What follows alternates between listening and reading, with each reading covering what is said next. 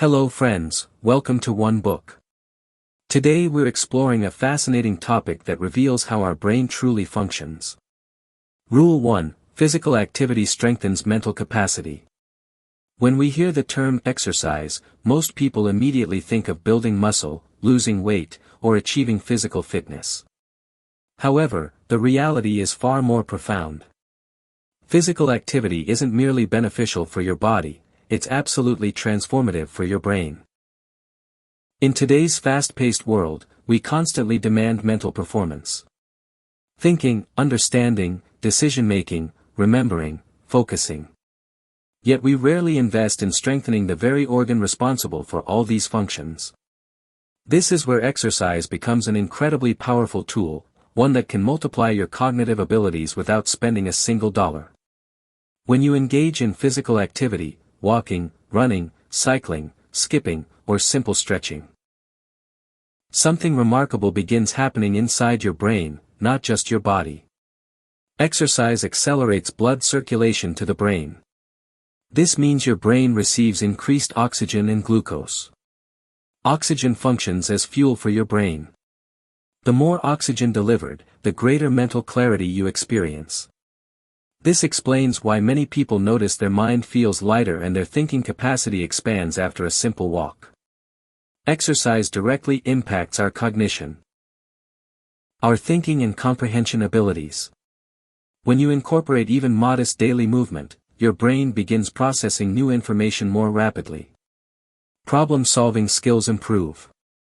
You analyze situations with greater effectiveness. People who exercise regularly don't panic when facing challenges. Instead, they approach problems with calm minds and find solutions systematically.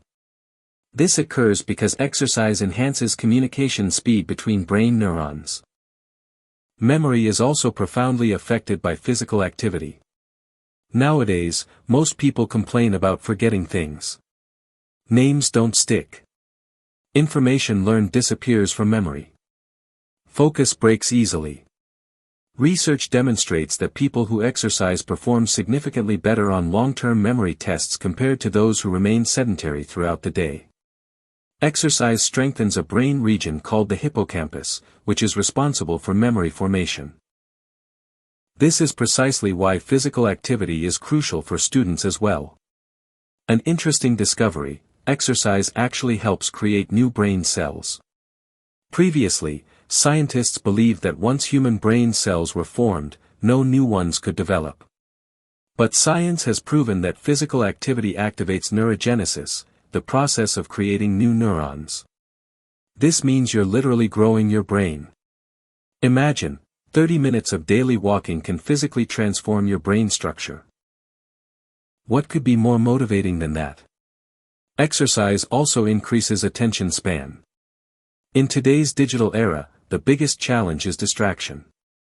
Mobile notifications, social media, short videos, our focus rarely lasts beyond a few seconds.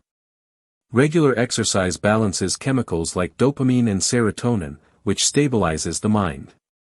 The direct effect: you can concentrate on tasks for extended periods. This is why people who work out are more productive in both study and work. Another powerful benefit is stress reduction. Stress directly diminishes brain power. High stress weakens decision-making and affects memory. Exercise reduces the stress hormone cortisol while releasing mood-boosting hormones. That good feeling after a workout isn't imagination, it's pure biology. Your brain genuinely becomes relaxed. If you work in creative fields, writing, content creation, design, or business thinking, exercise is pure gold for you. Many people report that their best ideas come while walking or after workouts. This happens because exercise activates the default mode network, which is connected to creativity. When the body moves, the mind opens. Now consider this comparison: people who spend entire days on the couch, who lack movement habits, maintain slow blood flow. Less oxygen reaches their brain. Gradually, their mind becomes sluggish. Thinking requires effort. Memory weakens and attention wanders easily. Conversely, people who engage in even modest daily activity score better on mental tests, whether reasoning, attention, or long-term memory. The best aspect of exercise: you don't need a gym membership. Simple brisk walking can be equally effective for brain health. Just 20 to 30 minutes of daily physical activity creates huge differences. Consistency is the most important word here. Daily movement matters more than heavy workouts. One more crucial point: exercise isn't limited by age. Whether you're a teenager, adult, or over 50, exercise protects your brain at every stage. Research shows that physically active people have greater protection against diseases like dementia and Alzheimer. Exercise is insurance for your future brain health. Today we search for expensive courses, apps, and supplements to boost productivity. But the most powerful brain booster already exists within our reach: movement. Your body must move for your brain to improve. Nature didn't design the brain and body as separate entities. They're connected. When you neglect the body, the brain suffers too. If you want sharp memory, fast thinking, strong focus, and a calm mind, then exercise cannot be optional, it must be essential. This isn't just a fitness routine. It's brain training. Just as muscles train in the gym, movement trains the brain. Understand this finally: the more you move, the more your brain improves. Exercise is an investment that delivers both immediate and long-term returns. You'll think more clearly, make better decisions, and become mentally stronger. So next time you feel like skipping exercise, remember, you're not just skipping body training, you're skipping brain training too. Rule 2: every human brain is uniquely wired. When we observe someone, we see their face, body, and behavior. But we cannot see the brain inside. And that's the most fascinating part. Every human brain is wired differently. Completely differently. Even identical twins who look the same don't have perfectly identical brains. The reason is simple. Your life experiences, your learning, your thinking, and your decisions continuously reshape your brain internally. What you do and what you learn creates your brain's wiring. The brain isn't a fixed machine that remains unchanged from birth. The brain is a living system that changes daily. Science calls this neuroplasticity, the brain's ability to rewire itself. When you learn something new, a language, skill, habit, or thinking pattern, new neural connections form in your brain. And whatever you repeatedly practice, those connections grow stronger. Therefore, your daily habits design your brain's future. Now imagine two people sitting in the same classroom, hearing the same teacher, receiving identical words and examples. Yet one student understands immediately. The other becomes confused. This doesn't happen because the second student is weak. It happens because both brains are wired differently. Some brains learn quickly from visuals. Others from words. Some through practical application. This is why one-size-fits-all education often fails. Your childhood, your family, your environment, your struggles, your successes, everything leaves an imprint on your brain. If a child grows up in a home where discussion and questions are encouraged, their brain develops based on curiosity. If a child grows up in fear and pressure, their brain develops in survival mode. Both can be intelligent. But their thinking styles will differ. Life experiences connected to strong emotions get recorded deeply in the brain. This is why some people find stage speaking exciting while others experience panic attacks. Both have trained their brains through different experiences. The brain rewires itself according to those experiences. This concept applies to learning as well.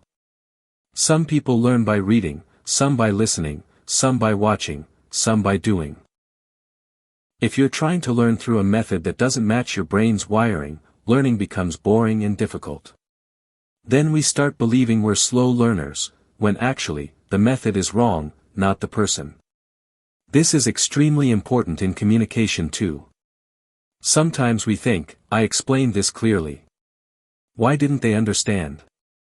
The reason isn't ego, it's wiring difference.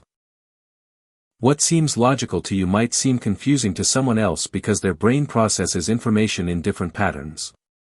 Therefore, effective communication means not just speaking, but speaking according to the other person's brain. This is why some people are strong with numbers, some with emotions, some with creativity, some with strategy. Intelligence isn't one type. Multiple intelligences exist. Every person is naturally better in some area because their brain is more trained in that direction. The most dangerous myth: everyone should be the same. Society often teaches us comparison, marks, salary, speed, success. But when brains aren't identical, how can comparison be fair? If you put a fish in a tree climbing competition, it will spend its entire life believing it's a failure. The same happens with humans. The good news: the brain is flexible. Your past wiring isn't permanent. If you've never felt confidence in life, you can still gradually build a confident brain through practice. If you grew up with fear, awareness and repetition can teach your brain to feel safe. The brain becomes what you repeatedly teach it. This also means age isn't a barrier. Whether you're 20 or 50, learning is possible. Only the speed might differ.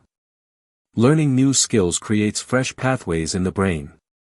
This is why lifelong learners remain mentally sharper. When we understand that every brain is different, judgment decreases.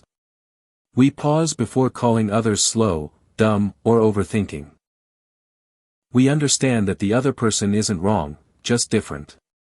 This understanding makes relationships, teaching, and teamwork powerful. For parents, this is crucial.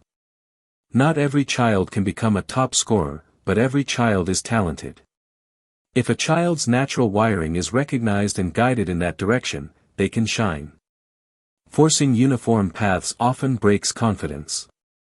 The same rule applies in workplaces. Some people excel at planning, some at execution.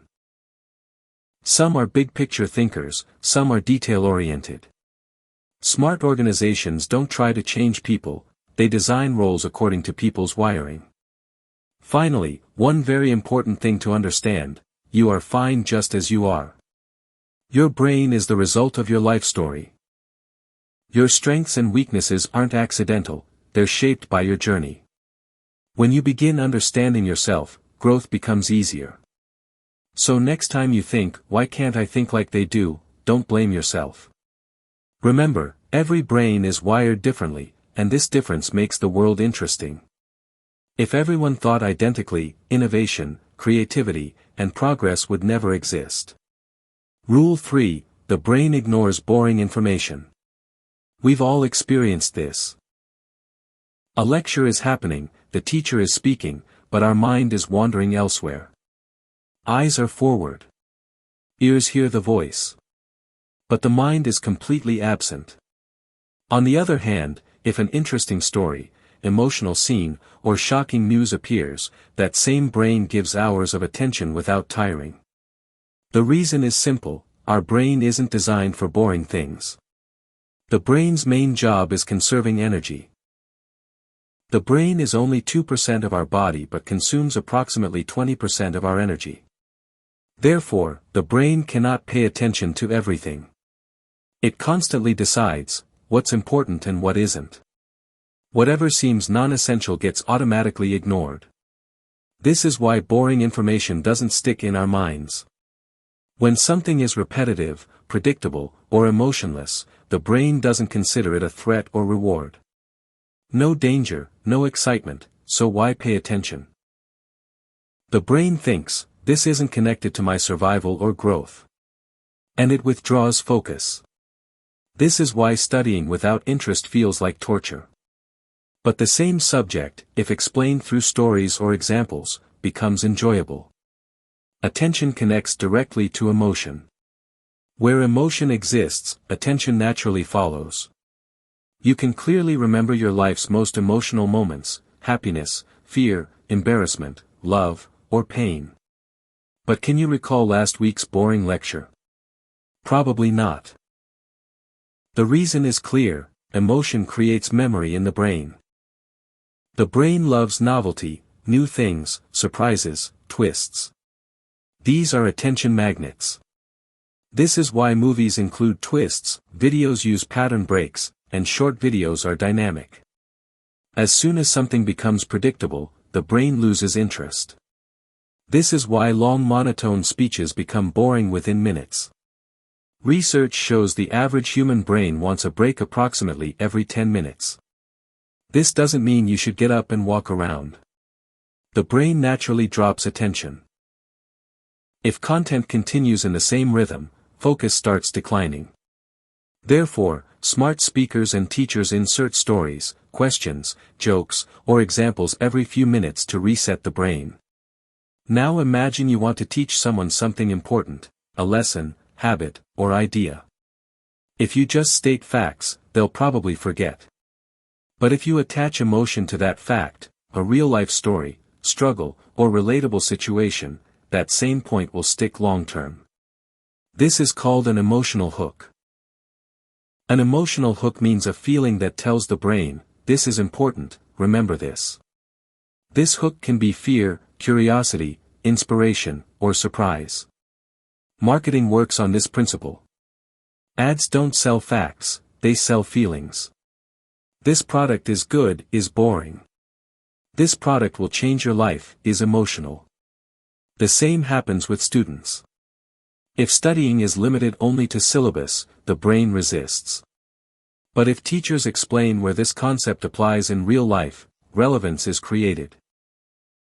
Relevance is a very powerful signal for the brain. As soon as the brain understands, this is useful for me, attention automatically activates. Therefore, we easily remember gossip, stories, and drama, but not definitions. Because stories contain emotion, conflict, and curiosity. The brain naturally works in story mode. Since ancient times, humans have passed knowledge through stories. Multitasking is also attention's enemy. The brain can deeply focus on only one thing at a time. When we study while checking our phone, the brain constantly switches, and energy drains quickly. Result, boredom and fatigue. Then we blame ourselves, my focus is weak. When actually, the real problem is design. If you want people to listen to you, whether you're a teacher, content creator, speaker, or parent, you must understand the brain's rules. Information only sticks when it's interesting, emotional, or personally relevant. Plain data is noise to the brain. This rule applies to yourself too. If you can't focus on some work, ask yourself, is this boring? Does it lack emotion? Do I not understand its reason? As soon as you add purpose and meaning, the same work becomes easier. Taking breaks isn't weakness, it's a brain-friendly strategy. Every 10 to 15 minutes, a little stretch, drinking water, or simply closing your eyes resets focus. Forcing concentration for long hours is like fighting against the brain. Today's world has become an attention economy. Every app, every platform is competing to capture your brain's attention. Therefore, boring things immediately lose. If you want to make learning or communication powerful, you must design interest. Finally, understand this, your brain isn't lazy. It's efficient. It only chooses things that seem meaningful. If you want to remember something, add emotion to it. If you want to increase focus, remove boredom. The brain cannot be forced. It must be engaged. This is why we don't pay attention to boring things, because our brain is designed to keep us alive and moving forward, not to remember every useless piece of information. Rule 4: Repetition is essential for memory. Most of us believe memory works like recording. Once something enters the mind, it's saved there. But the truth is completely opposite. Our memory isn't a hard disk, it's a reconstructive process. Meaning whenever we remember something, the brain rebuilds it.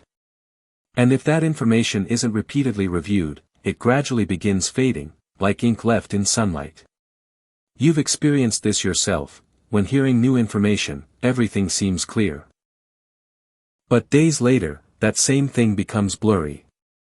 Sometimes you feel, I read this, but can't fully recall it. This doesn't happen because your brain is weak.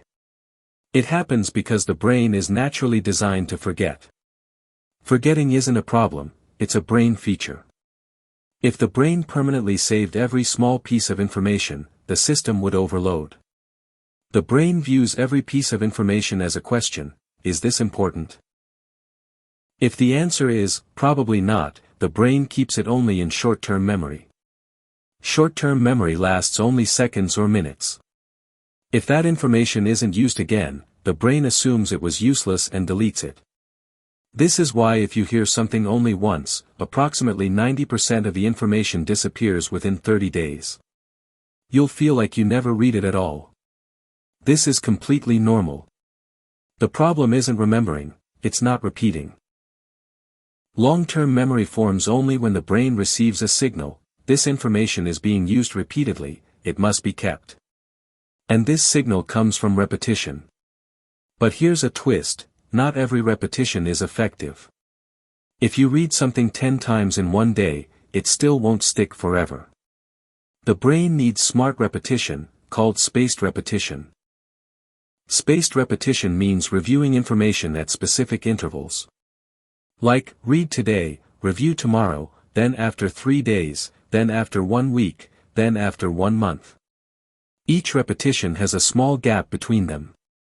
This gap forces the brain to reconstruct the information. And the more times the brain works hard to recall information, the stronger the memory becomes. When you review just as you're about to forget, memory strengthens most powerfully. This process cements memory. Just as repeated pressure on wet cement makes it hard, spaced repetition makes memory permanent.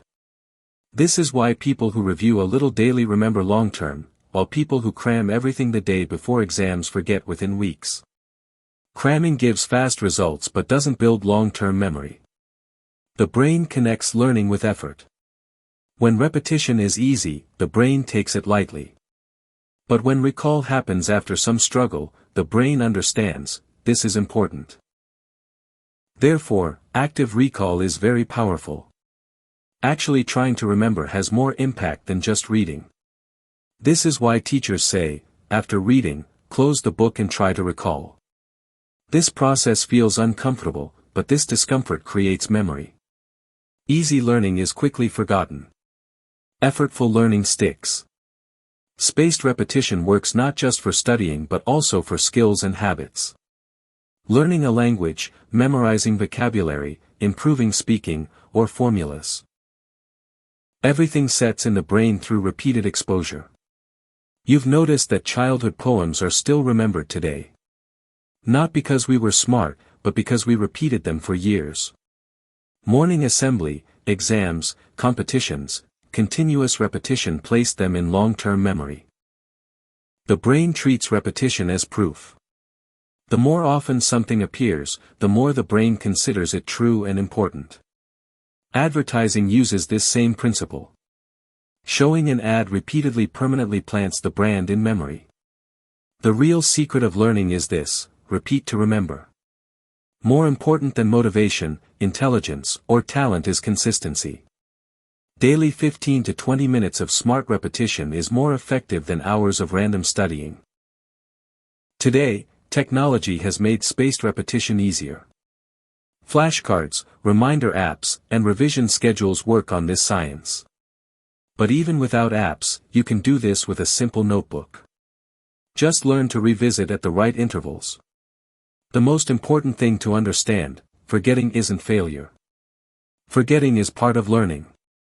Every time you recall after forgetting, memory becomes stronger. Forgetting is not the enemy. Giving up is. If you want knowledge to not remain limited to exams but be useful lifelong, don't consider repetition boring. Repetition is the brain's language. The brain remembers what appears repeatedly. Finally, this can be said: memory isn't built by miracles, it's built by method. Hearing once creates awareness, but hearing repeatedly creates wisdom. Therefore, if you truly want to remember, do one thing repeatedly: repeat, repeat, and repeat. Rule 5: Quality sleep equals better thinking power. Often we think sleep is only for physical rest. Got tired during the day, so we slept. But the real truth is, when we sleep, our brain works the most. Sleep isn't an off mode, it's the brain's active mode. While the body rests, the brain is busy sorting, processing, and saving the entire day's information. Everything we see, hear, learn, and feel throughout the day accumulates in the brain like data. But that data doesn't immediately become long-term memory. The real work happens during nighttime sleep. During sleep, the brain decides which information is important and what should be deleted. What's been repeatedly used or emotionally connected gets turned into strong memory. The rest of the information gradually gets removed. This is why sometimes a concept doesn't make sense at night, but after good sleep, the same thing suddenly seems clear in the morning. This doesn't happen by magic, it happens because the brain reorganized that information overnight. Sleep completes learning. When we don't get full sleep, this processing system remains incomplete. Lack of sleep directly attacks attention. Focus doesn't stick. The mind constantly wanders. Small things cause irritation. Decision-making feels confusing. This isn't laziness. This is the effect of sleep deprivation. Executive function, responsible for planning, decision-making, and self-control, also weakens from lack of sleep. This is why we make more wrong decisions when we sleep less. We become impulsive, and simple problems seem difficult. The brain is thinking, but clarity is missing. Working memory also depends on sleep. Working memory means the mental space where we hold temporary information, like remembering numbers while calculating. When sleep is incomplete, this memory capacity shrinks. This is why multitasking feels nearly impossible with sleep deprivation. Logical reasoning is also deeply connected to sleep. With less sleep, the brain can't properly connect patterns. You can't understand relationships between things. This is why students who stay up all night studying make silly mistakes in exams, even though they covered the entire syllabus. In today's lifestyle, sleep gets sacrificed the most. Late night scrolling, binge watching, overthinking, we've started considering sleep a waste of time. But the truth is, sleep doesn't reduce productivity, it multiplies it. A task that takes 3 hours with a tired brain can be done in 1 hour with a rested brain. Sleep also plays a huge role in emotion regulation. A well-rested person remains emotionally stable and can handle stress. Meanwhile, lack of sleep makes emotional reactions extreme. Small things seem big. Patience decreases and negativity increases. An interesting fact, sleep also boosts creativity. During REM sleep, the brain connects different ideas together. This is why many writers, scientists, and artists get their best ideas after sleeping. Sleep gives the brain new perspectives. Now let's discuss power naps. Many people think daytime sleeping is a sign of laziness. But science says something else. A short nap of approximately 26 minutes resets the brain. According to research, such a power nap can improve cognitive performance by about 34%. This means better focus, faster thinking, and improved memory. A power nap's job isn't to go into deep sleep but to give the brain a short refresh. It's like putting your mobile on charging briefly. Not full charge, but enough to work smoothly. But naps should also be at the right time and right duration. Taking too long a nap can cause grogginess. The ideal power nap is 20 to 30 minutes, preferably in the afternoon. This doesn't disturb nighttime sleep either. Sleep quality is more important than quantity. Lying in bed for 8 hours isn't called sleep. Deep, uninterrupted sleep is necessary for the brain. A dark room, fixed sleep time, and distance from screens improve sleep quality. The brain likes routine. Sleeping at different times daily disturbs the biological clock. When the sleep cycle is disrupted, the brain stays confused about when to enter repair mode. Good sleep also cleans the brain. During sleep, the glymphatic system removes toxins. Meaning the mental waste accumulated during the day gets cleaned at night. With less sleep, this waste starts accumulating, causing mental fog. So if you feel forgetful, can't focus, or thinking has slowed, first check your sleep. The problem might not be motivation or intelligence, often, it's just sleep. Sleep isn't a luxury. It's a biological necessity. It's the brain's maintenance time.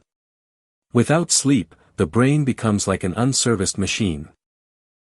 If you truly want a sharp mind, prioritize nighttime sleep. Because the simple rule is, sleep well, think well. Quality sleep is the strongest foundation for a quality brain. Rule 6, the brain cannot learn properly under stress. We often think stress makes us strong. A little pressure will improve work, accelerate studying, and boost performance. This is partially true but not completely. Stress comes in two types, short-term stress and chronic stress. Short-term stress is what comes suddenly. Like seeing danger or during exams' last moments. This stress temporarily makes the brain alert. Heart rate increases. Senses sharpen, and we can react quickly. This is survival mode. But the problem begins when stress isn't temporary but becomes a daily companion. Bad job, toxic relationship, financial tension, constant pressure, fear of failure, all these create chronic stress. Such stress gradually begins damaging the brain from inside. Externally, the person appears normal, but internally, the brain remains stuck in fight mode. When stress persists long-term, a hormone called cortisol continuously releases in the brain. Cortisol is useful short-term, but remaining long-term, it works like poison. It damages the most important brain part, the hippocampus. The hippocampus is the part that handles learning and memory. Now imagine, if the place where learning happens gets damaged, how will studying, focus, and memory remain proper?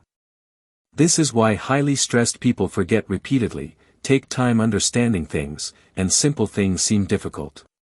This isn't lack of intelligence, it's the effect of stress. Chronic stress doesn't let the brain exit safe mode. The brain constantly checks, am I safe? When the brain doesn't feel safety, it makes learning secondary. Its priority becomes survival, not growth. This is why studying in fear environments is never effective. If a child is studying in fear of punishment, insult, failure, their brain can memorize but cannot deep learn. Information enters but doesn't stick. Stress also badly affects attention. When the mind is constantly stuck in worry, focus naturally breaks. You're reading a book, but the brain is tangled in some other problem. Even reading repeatedly doesn't help understanding. Then we consider ourselves lazy or weak, when actually our brain is overloaded. Working memory collapses first under stress. This is why during anxiety, even simple math is forgotten. The brain's resources get consumed by worry. No space remains for learning. Chronic stress also kills creativity. The brain becomes rigid. New ideas don't come. Thinking becomes narrow because creative thinking happens when the brain is relaxed and open. Fear and creativity cannot coexist. Stress also damages emotion regulation. Small things seem big. Mood swings increase. Learning environment becomes negative. In such a state, the brain wants escape, not learning. Therefore, a safe environment is the most necessary condition for learning. When the brain receives emotional safety, only then the hippocampus works well. Only then curiosity awakens. Only then capacity to learn from mistakes develops. The same rule applies in workplaces. Constant pressure, unrealistic targets, and toxic culture might extract short-term output, but they destroy long-term performance. Employees stop learning. They just start surviving. Relationship stress also deeply affects the brain. Continuous conflict, fear, or emotional insecurity makes the brain hyperalert. The person is physically present but mentally exhausted. Brain growth happens only when stress is at manageable levels. Light pressure can increase focus, but heavy pressure stops learning. It's exactly like a guitar string: too loose won't produce sound, too tight will break. Today, many students and professionals suffer from burnout. They feel motivation is finished, but the actual problem isn't motivation, it's nervous system fatigue. When the brain has been living in stress for months, it naturally slows down. The most dangerous part of stress: it gradually starts feeling normal. The person starts thinking, my life is just like this. But constant stress is abnormal for the brain. Learning is only possible when the brain is in curiosity mode, not fear mode. Curiosity allows questioning and exploring. Fear freezes the brain. This is why supportive teachers, positive mentors, and safe environments can create miracles. They signal to the brain, you are safe. And as soon as the brain feels safe, learning automatically improves. If you're struggling with learning yourself, ask yourself one honest question: do I feel mentally safe? Is my stress level constantly high? Sometimes the solution isn't a new strategy, it's stress reduction. Deep breathing, movement, good sleep, boundaries, and emotional support help reduce cortisol. As stress decreases, learning ability starts returning. Finally, this is the truth: your brain isn't a machine. It runs on emotions. When you feel safe, you learn. When you're constantly stressed, you just survive. Therefore, remember, stressed brains don't learn the same way. First safety, then success. Rule 7: the more senses engaged, the better the learning. When we learn something, we often think just reading is enough. Open the book, read the text, and try to remember. But our brain isn't built to learn this way. The human mind doesn't work on single sense but on a multisensory system. Meaning our eyes, ears, skin, nose, and tongue, all these senses together send information to the brain. During evolution, the brain never learned to understand the world just by reading. When humans lived in forests, survival required using multiple senses simultaneously. They had to see, hear, recognize smells, and even feel ground vibrations. Therefore, the brain naturally considers multisensory input stronger. Information coming from multiple senses, the brain considers it more real and important. This is why if you quickly forget something read in a book, it doesn't mean your memory is weak. It just means you gave the brain boring single-sense input. Just reading text is an incomplete experience for the brain. Now think, you once traveled somewhere. You still remember the route, the smell of air, people's voices, the weather's touch, everything. But what you read that same day, maybe you don't remember. The difference is just the senses. The more senses connected to an experience, the deeper the memory forms. The brain doesn't store information in separate parts. It connects sight, sound, smell, and feeling together to create a complete memory. This is called sensory integration. When these senses activate together, multiple neural pathways form in the brain. The more pathways, the stronger the memory. Therefore, multisensory learning is always better than single-sensory learning. If you just read, one path forms. If while reading you also listen, write, and imagine, 4 paths form. Even if one path is forgotten, the remaining paths pull the memory back. This is why in childhood we easily remember songs and rhymes. They have sound, rhythm, movement, and emotions too.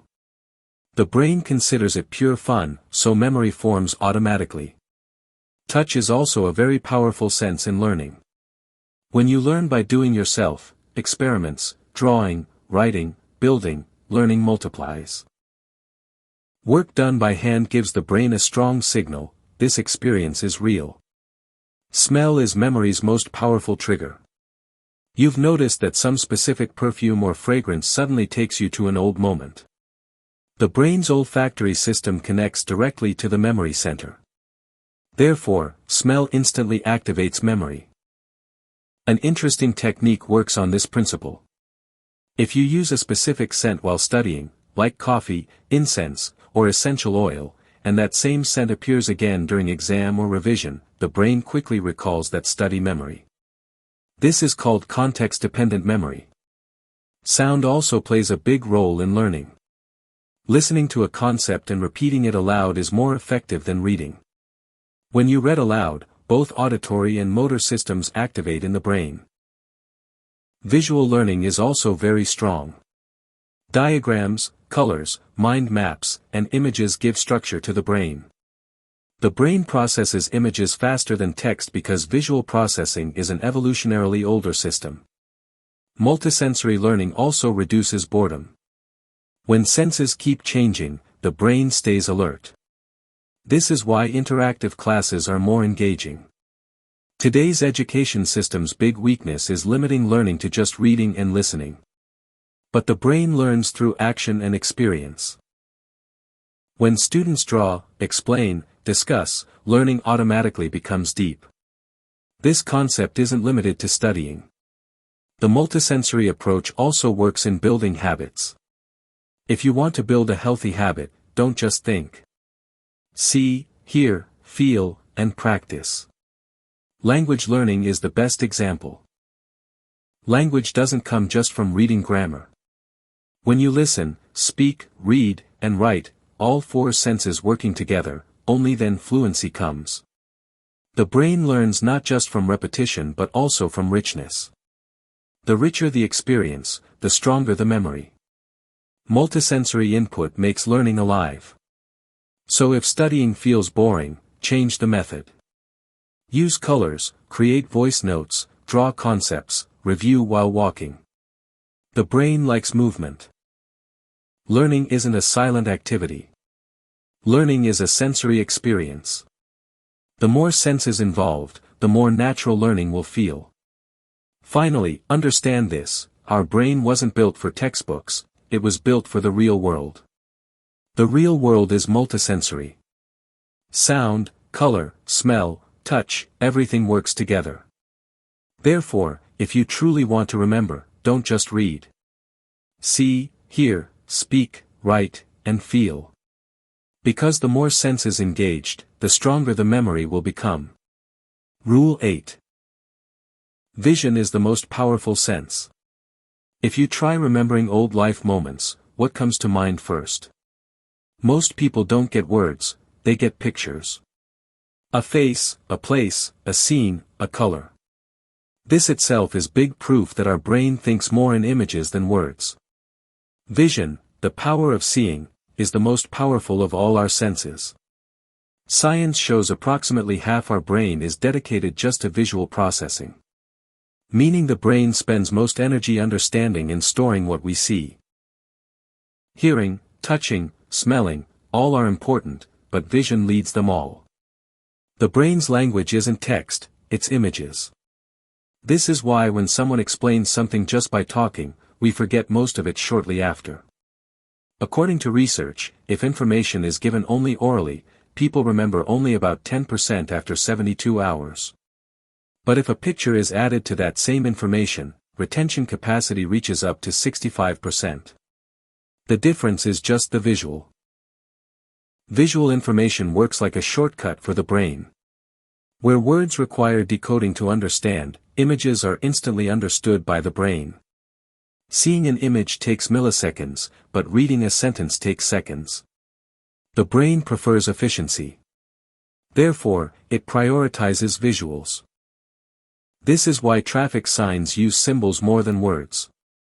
Seeing one red circle immediately tells us to stop. If it said, "Please stop your vehicle," reaction would be slower. Vision increases speed. When we hear a story, our brain internally starts imagining scenes. This imagination strengthens learning. If that same story is shown in a movie, the impact multiplies because now the brain doesn't need to imagine, it sees directly. Visual memory is far stronger than spoken memory. Therefore, we recognize someone's face years later but forget their name. Face recognition is the brain's most advanced ability. Visuals also play a huge role in education. Diagrams, charts, graphs, and mind maps make any complex topic easier. Where understanding a paragraph takes 10 minutes, the same diagram gives clarity in 30 seconds. Colors also play a powerful role in visual learning. Colors are attention signals for the brain. This is why highlighters and colorful notes are more effective. Color gives memory and emotional touch. Today, social media is the biggest example of visual dominance. Reels, photos, thumbnails, all are visual-based. People ignore long text, but one strong image captures instant attention. While scrolling, the brain doesn't read words, it scans pictures. Visuals create structure. The brain likes patterns. When information is visually organized, the brain easily stores it. This is why mind mapping is so effective. Even learning without visuals is possible but difficult. Try understanding something blindfolded, effort multiplies many times. Vision makes learning effortless. This has been One Book. Subscribe for more brain-based insights that transform how you learn and live.